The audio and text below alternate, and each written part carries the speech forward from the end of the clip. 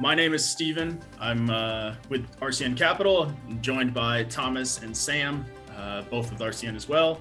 Thomas is one of the heads of our Treasury and Capital Market team, and Sam is one of our loan officers, specifically one of our loan officers who has been doing the most with our ground-up construction program, which is why we wanted to have him on today too. And that is really the point of this presentation, of this conversation today, is to dive into ground-up construction as an option either for yourself, if you're interested in that as an investor or builder, or for your clients. So before we dive into that a little bit, I want to give you guys a little bit of a background of who RCN is, the way that we operate, all of those different kind of pieces. We do also see, we have the chat up, so we'll see those flying in. I know we're probably not going to grab a ton of questions now, but we'll follow up with those so you guys will have our contact information as well as we go along. So we'll dive into it. So a little bit about us first up, quick. We are a nationwide direct private lender who's founded out of the recession. And, we were founded in 2010, obviously as a response to that recession, that change in the financing market for investors. A lot of investors ran into this issue in 2007, 8, 9. No one wanted to lend to them. There were a ton of investors who were looking to take advantage of now the fact that the real estate market was flooded with inventory. You have this wave of foreclosures and all these different aspects that make it a lot easier for them to dive into real estate in the first place. But very few people wanted to operate and lend to those investors. And so you'll see RCN was founded in that range. And a lot of other lenders across the industry came about in that range too. So it's really a new market, a new industry that's popped up just within the last roughly decade. And that's specifically focusing on investors. So everything we do, fix and flip, rental loans, and now ground up construction. That's really been part of our history, is responding to the needs of investors. So prior to about 2015, 16, 17, everything we did was fix and flip, right? And then we started hearing more and more from a lot of the investors we were working with in 2016, 2017, and they're constantly telling us about, hey, I'm seeing a lot better profitability, a lot better cash flow from holding these as rentals. Rents are still accelerating rapidly. You have that appreciation where you can go and refinance every, 5 years, 7 years, 10 years, take advantage of that equity that your tenants are paying for you, go and add to your portfolio. The classic BRRRR strategy that people have heard of, you started responding to the market with that, right? And so that was in about 2017, 2018. You start to see the growth of 30-year options, both with RCN and in the industry at large. And then really within about the last 2 years, you've seen the exact same thing happen now with ground-up construction. And that's come about just because a lot of investors are struggling to find inventory. A lot of home buyers are struggling to find inventory. The data I've seen, and I'm sure you guys have seen relatively similar stuff, is the U.S. housing market's been drastically undersupplied for a decade. And we're still not building enough housing to meet that supply, right? So with all of these different things, you are seeing a growth in ground-up options. And it's important because a lot of investors that historically have been builders, obviously they're continuing down that path. But a lot of people that used to exclusively do fix and flip or exclusively do rental, or even those two together, are now starting to dive into construction projects because of the difficulty finding inventory. It still gives them great profitability, and a lot of them are choosing to hold them as rentals as well, which is something we'll kind of address on too.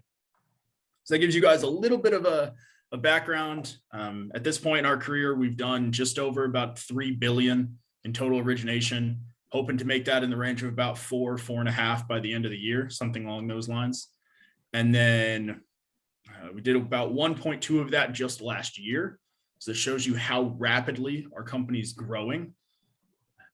And then that comes out to just about 5,000 transactions last year. We'll probably come in, significantly over that this year for about 1,300 over the lifetime of the company. But the important thing to remember is that whenever you're talking about this industry and RCN specifically, this is our own money. It's a structure that is based on flexibility. So the ground up construction program is a little bit more complicated than like a fix and flip deal or a rental deal, but it's still baked into that concept that this is our money. We're setting a lot of the underwriting guidelines. We're establishing the process. And it's still a lot more simple than you're used to maybe on the residential world, right? This is not just a, you take a 203K loan or a construction loan and you just all of a sudden make it to an investor. We don't care about personal income. We don't care about personal assets. That kind of stuff still carries over from working with like a fix and flip or a rental loan, right? And a common thing to remember here, we are lending to the builder. We are not lending to a direct homeowner. This isn't a case where a homeowner can get a loan with RCN, have a builder come on staff, build out a property that they want to eventually move into. We're lending to builders. So with that in mind, there's a massive swath of the country that we are actively lending in, and that's everything in green, as you can see here. So the only 6 we're not operating in: Alaska, Nevada, Minnesota, Vermont, North Dakota, South Dakota. Of those, most of the time it's a question of population. A lot of these states have minor regulation issues and then population, so it's not worth it to go and get established there. If we were to go and see a massive influx of deals from, say, the Dakotas, from, say, Alaska, something along those lines, then it's not impossible for us to go and get licensed there. So if any of you guys know builders, know investors that operate in these areas and you have a large volume, still feel free to reach out and let us know, and we'll see if we can help out, right? So with that, that's kind of the basics of RCN in general, and you guys will hear from me again in a little bit as we dive into some kind of pre-prepared questions I can ask for Thomas and Sam, but I'll hand it over to Thomas to go over the ground up construction program in a little bit more detail. Thomas? Appreciate it, Stephen. Hey, everybody. Just want to spend a little bit of time, kind of go broad strokes here, what we kind of offer on the program. It's pretty straightforward. I know Stephen mentioned, it's not your standard fix and flip. There might be a few more intricacies to the program, but when it's all said and done, it's actually pretty straightforward. For loan purposes, we're talking purchase or refinance. Not mentioned in the slide, that refinance is only a rate term. There are no cash out options on our ground up construction program. We're not going to cash somebody out just on a lot they own, or especially if there's an existing structure they bought, well, that structure is getting torn down. How are we going to give them money, for that value there? Also something to note, we do have a little bit different aging requirements here for purchase versus refi. It's 24 months versus your standard fix and flip deal. So if you've owned a lot or purchased it within the past 24 months, that's what's going to qualify you for that purchase transaction versus refi. As far as structure is concerned, I believe later in the slides, you'll see our nice leverage matrix, but we will go all the way up to 90% loan to cost. That's all dependent upon your experience level, et cetera, and then up to 75% of the ARV value of that newly constructed home. As far as property types are concerned, we do kind of go across the board here. 1 to 4s, very common, condos, townhomes, townhome completion, you name it, we do it. We can also look into doing the 5+ multi-builds as well, although those will be kind of attributed to a lower multifamily, more commercial leverage matrix. Markets, I think Sam might be able to touch on this too a little bit, obviously, and I think Stephen briefly mentioned it, but we're going to avoid those rural markets. We want to see conformity. We want to see the property and the plans and the specs that the borrower has is really going to fit and find a home next to the neighboring properties. So that's always something to keep in mind kind of when looking into these deals at the onset. Interest only, you're only paying, borrowers only be paying interest here on the UPB of the loan at that given time. The draw process for ground up is naturally more bell curved. So really at the onset of the loan, they're actually not paying interest on much because your initial advances are usually 0, sometimes quote unquote negative initial advances. So really the interest doesn't take place until they start to make those draws later in the process, which we can touch on in a little bit later. And no prepaid penalties on these types of loans as well for this program. Next slide, Stephen, please. So for terms, we go from 12 to 24 months. It's really dependent on the borrower preference, how quickly they can get the build done. We're flexible, depending on the size of the project, where there's no problem really extending that term, depending on how long it takes. And we all know, Right now, still kind of seeing some of that supply chain issue, cost of materials, stuff can lag a little bit. So on these projects, it's natural to see that progression kind of head towards the longer term loans when trying to build a house from the ground up. Minimum credit requirements, looking at 680. That's a pretty firm line there. Really got to make sure this borrower is, or builder is a high quality credit customer, just with everything that, encompasses this program. Loan amounts, nothing less than 100K. You kind of start getting into, is it really worth it? You kind of eat into what kind of ROI and profitability you can make on something that small. And then nothing way too large is the major outliers of luxury SFRs over, a $3 million loan amount. We tend to shy away from stuff like that. With that lower loan amount, obviously you're going to hit the minimum value constraints of 150K on the after construction value. And as far as experience, which in the next slide we'll kind of be able to visualize where our experience tiers, come out. But at minimum, we're going to require you to have, or the borrower to have at least one prior completed construction deal in the past 3 years that we can tie them to. For plans, permits, and entitlements, this is a little nuance here. We do require them to be in place for your lowest tier borrower. Obviously preferred. We have guys that will maybe buy a lot that are those higher quality tier borrowers. They might not have their plans and permits in place, but they've shown that history, that track record. They know what they're doing. There's no issue extending a loan and go ahead and closing on a purchase transaction where they're going to get those plans and permits in the near future. Next slide, please, Stephen. So here's kind of the best visualization to lay out, our tiers and our max loan amount options here based on leverages. Tier 1 borrowers at the top there, you can see we really need to see the 10 plus ground up transactions done. That's when they qualify for the total 90% loan to cost. I do want to point out, and obviously you can see in the tiers on the side there, the requirements for each, individual borrower, what they qualify for in their total leverages. But I want to hone in on the idea of the initial caps versus the max loan amount caps. In most cases, in most deals, we're going to see the initial loan amount caps. You're never really going to breach those constraints. These deals are lower lot purchases where the majority of the loan is coming in the budget itself. So really you're going to be constrained on the back end on that total loan to cost, which is something to definitely, be on the lookout for, because a lot of people are going to say, well, why aren't you helping me buy the plot of land? Well, we are, but you're constrained on the back end to your total loan to cost of the project as a whole.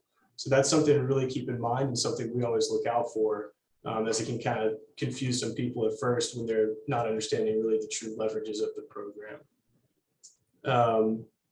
The one thing I will say, like I mentioned before, at least on this grid, as far as we're concerned, is the entitlements, permits, approved plans.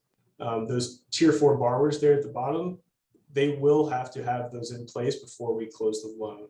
They've only done one ground up deal. Maybe they've only gone through the process that one time. So we need to ensure that they have all those things in line before we'll proceed with the loan. That's all I had on that one. Stephen, can you go? Okay, yeah, I think right now it'd probably be beneficial to let Sam kind of go through his checklist here, some tips and tricks is kind of what he's seen when vetting these deals and how best to screen them. Thanks, Thomas, for the intro.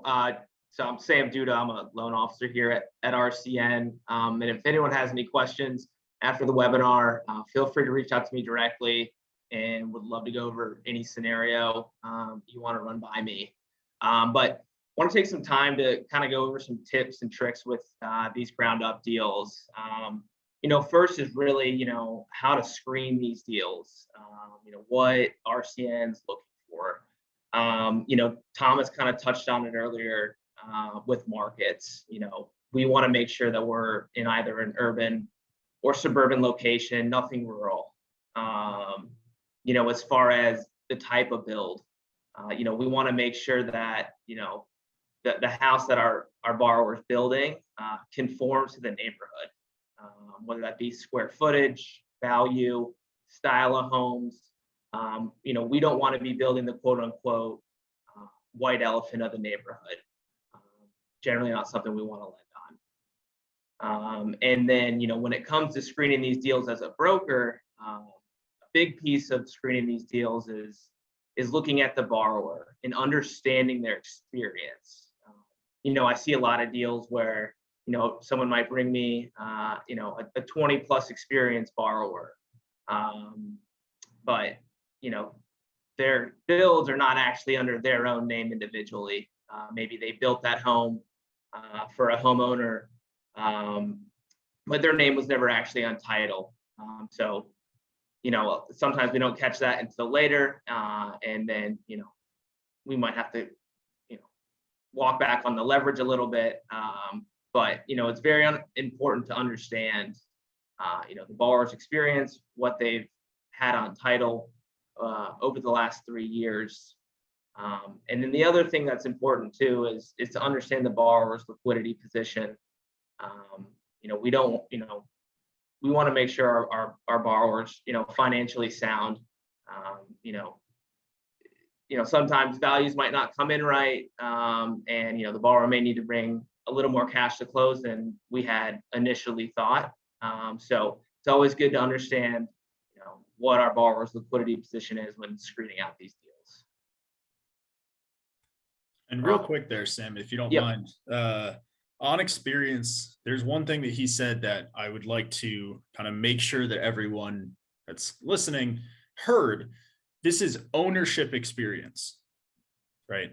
So a lot of times with ground up, what you'll run into is someone will say, oh, I was a contractor on this deal that someone else owned. I actually built the house. I was the GC for it, but my name isn't on title, right? That is generally an issue for us, right? Right. Yep. We need the borrower's name on title to be able to, count it towards experience, which, in the slide that Thomas went over, tells us what tier we're in and then what leverage we'll be able to offer on the loan. So really important to get a good understanding of that up front.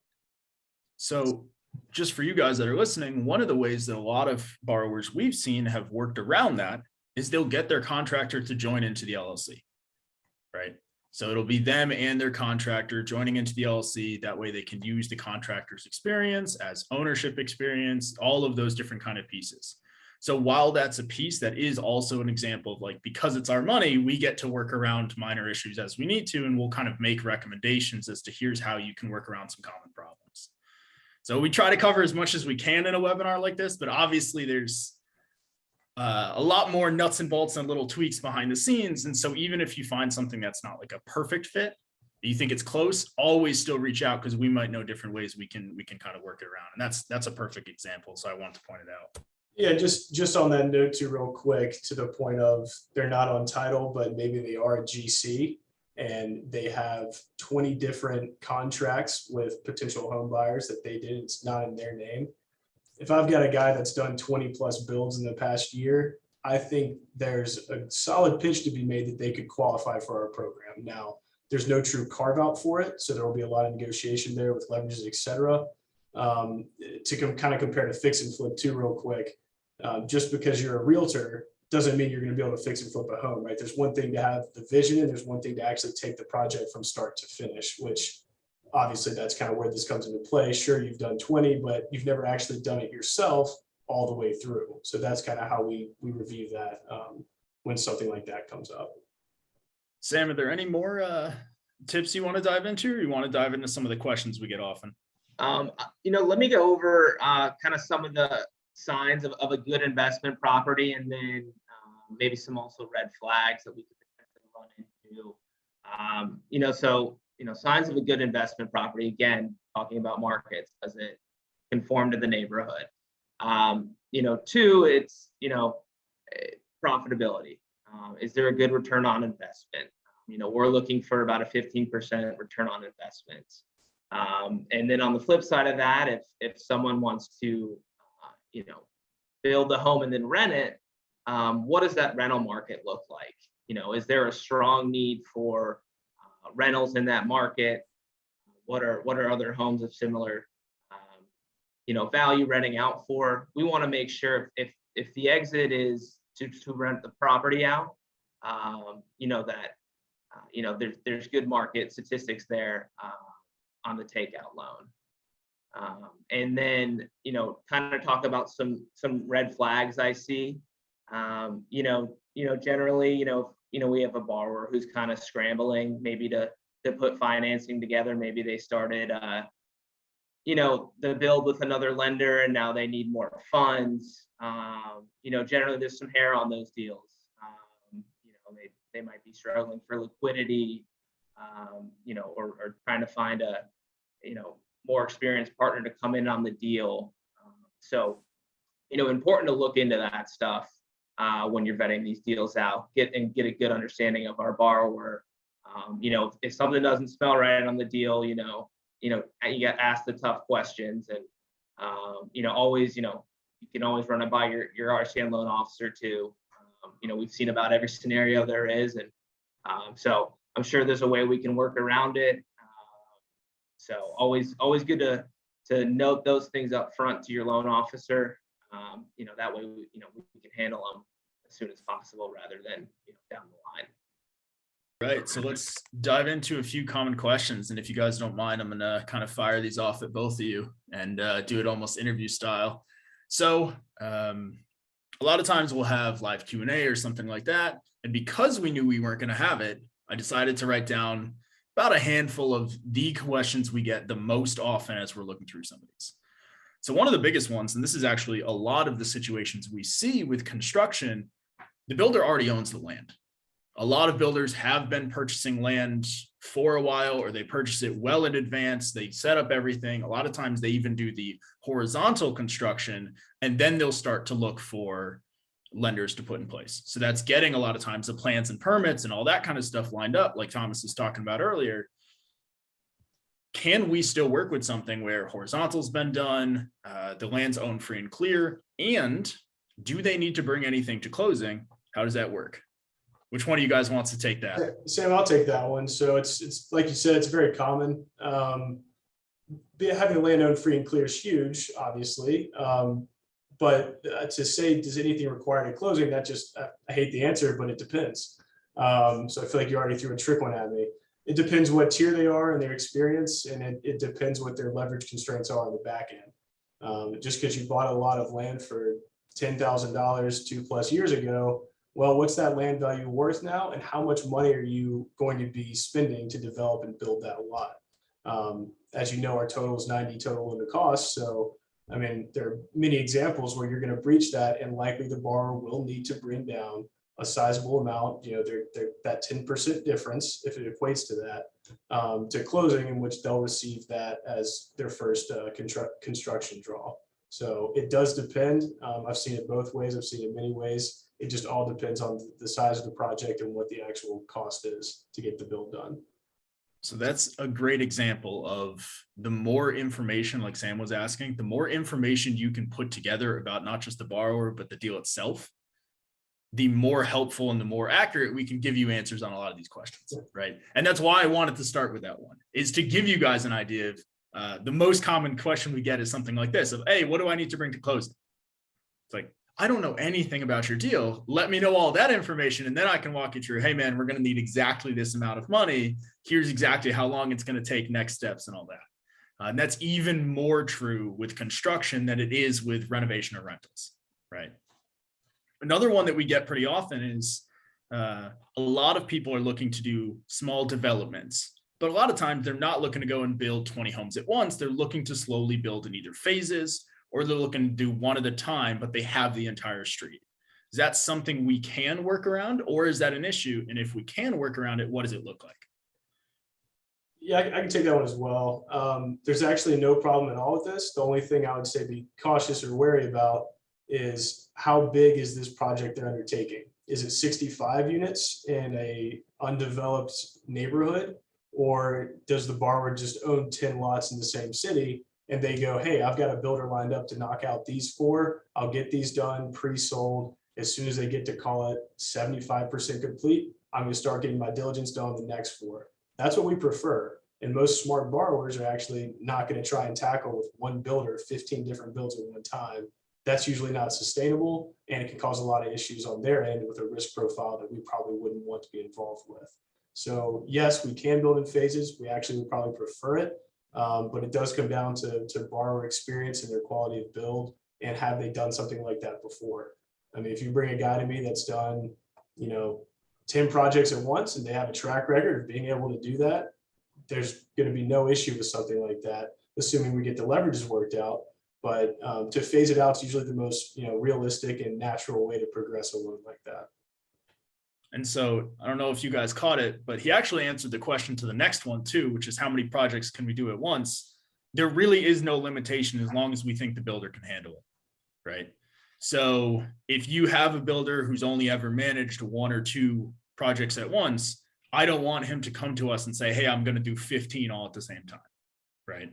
But if you have a client who says, all right, I have 15 underway now, I just finished up 5 last month, I'm really looking to go and start another handful. Here's what they look like. I've already got the due diligence done on them. Here's the plans, permits, and they show that they really know what they're doing. They show that they have the liquidity, that they have the crews in place. We're more okay with that. That's something we'll absolutely take a look at and we have no issue with. So it does heavily come down to the individual borrowers, to how many that we think they can handle at once, and making sure that what we think they can handle and what they think they can handle line up. And that's another one to kind of get a judge for is to, okay, how many has this client been managing at any one time? And are they looking to significantly grow that, right? We're obviously completely willing to help them grow that, but we want to make sure it's in manageable jumps, right? So we did talk also briefly early in this presentation about whether an investor can use Contractor Experience, but specifically if we are in a case where you have a new investor, so someone, maybe they've done flips or rentals in the past, but they've never done construction before, can they use a Contractor's Experience? And if so, how would that work? Yeah, I can take that one. We've had cases to where, maybe our investor isn't qualifying because they don't have that one deal of experience. And they've partnered up with their general contractor, got them on the deal, as a percentage member in their LLC. And then now they qualify. So that's certainly possible. And yeah, we see it a good amount. And that generally requires that the contractor is also guaranteeing the loan, right? Right. So if we're using his experience and only the contractor has experience, then the contractor will also need to guarantee the loan. We want to see enough skin in the game by both parties to where they're working in conjunction with each other, and it's not all on one person or hiding someone in LLC, and it's got to be laid out appropriately. But you're correct, Stephen. Yeah, and just so you guys know, as the people who are checking this out, the reason why we structure it that way is how many horror stories have you heard from investors or clients that you work with or yourself experienced of contractors walking off the job? So we want a contractor that's tied into getting this deal completed, and so does the investor. Because you don't want to be in a situation where, oh, my contractor built 100 houses, but he's finding it difficult to either complete this one or work with you or whatever the case is as the client, and the contractor walks off and you're 10% of the way through. Now you have to go and try to grab a different contractor, all of those pieces. So we want to make sure that the contractor's established, that they're going to stick around, that you're going to go and be able to get all these pieces worked out. And that's a good example of doing that actually protects the investor just as much as it protects us. And a lot of investors don't necessarily realize that when you tell them, no, you have to have experience, no, your contractor has to sign on the loan. And that's a good way to turn around and explain that process to them as a broker. Say, hey, here's why this is actually beneficial, right? So a question that we get relatively often, and I know we only have a couple more minutes. So with this, we've got a couple things. One is a lot of builders right now are trying to hold these as rentals. And I know I'm skipping over a couple of the other questions on here, but that one's really a key one. A lot more people now are trying to hold these as rentals after building them than they were a decade ago. And so what does that process look like? And Sam, I'm going to drive that one to you. Say they finish up the build, they've got everything done, or they're close to finishing up. They're looking to pay off that construction loan and drive this into a rental. Maybe they have tenants already in place. They already have leases signed, but they haven't moved in yet. What does that process look like? Right. And we love these loans, right? Because we get them on the front end with the build, and then we can also help them on the takeout piece. Getting these into a long-term rental loan. So, ideally we're going to treat that, the takeout process like any 30-year refinance. We are going to want to see leases in place. First month's rent deposit, in order to, close on the refinance. But yeah, we certainly encourage these type of loans. We get them on the front end and the back end. If that is the exit for the ground up, we'll order a 1004 and a 1007 appraisal, from the start, and we'll make sure that the property meets our debt yield requirements as a rental. That way, when the builder is finished with the builds and has the properties rented up, we can start them on that 30-year refinance. And with that process, important thing for you guys that are brokers, it's 2 different loans. You're getting paid on both loans, right? So you go and help them with the construction aspect of it. And then when they're ready to refi, it is a separate loan. We do that separate appraisal, like Sam was talking about, establishing that current value, but then also that market rent with the 1007. And then going through and you get that second loan closed, you're getting paid again. So if you have builders that are looking to build to rent, it's not 1 loan every time, it's 2. And so you can grow your portfolio extremely quickly. So I know in classic case, we went a couple minutes over, but what I'm going to do, I'm going to forward to the next screen real quick. You guys will have the contact information. Reach out to our team. You can find us. It's not too hard to find us. If you go and type in RCN Capital into Google, you'll be able to find us that way. I am on there. I know Sam's on there. I know Thomas is on there. It's not too difficult to find us. And if for whatever reason you guys are struggling with it, I'm sure Anthony and his team can help out as well. If you guys have questions, feel free to reach out to us. Obviously, there's only so much we can dive into in a quick 30-minute session, but hopefully this is enough for you guys to start having some questions, enough to get interested in it. And if that's the case, feel free to reach out and we're happy to help. Hey guys, thanks a lot. You guys are great. RCN's been a great sponsor of ours, and whenever you guys come out and put out a nice webinar, it's always very informative. So good information, great firm, been around for years, and I'm telling you, I pretty much met all you guys at RCN, and each one, I didn't meet Sam or Thomas, but you guys are just really top-notch quality guys. And Jeffrey's doing something right. He's really hiring really great guys. And I know I just met you at the expo, Stephen. Mm-hmm. You were amazing as well. So guys, this concludes our webinar. Once again, guys, Thomas, Sam, Stephen, thank you. Thank you so much. Thank you. Please, people, understand that a nice thank you letter will come out from the RCN team with all of their emails and their website and many more stuff, so you could continue asking questions forever. Anyway, and we'll see you guys soon too, because we're doing some more webinars and a CEO presentation, and I know Eileen's going to come back out as well and do another web talk. So anyway, you guys take care and be well. Thank you, guys. Thank you. Bye-bye, everybody. Bye. Thank you.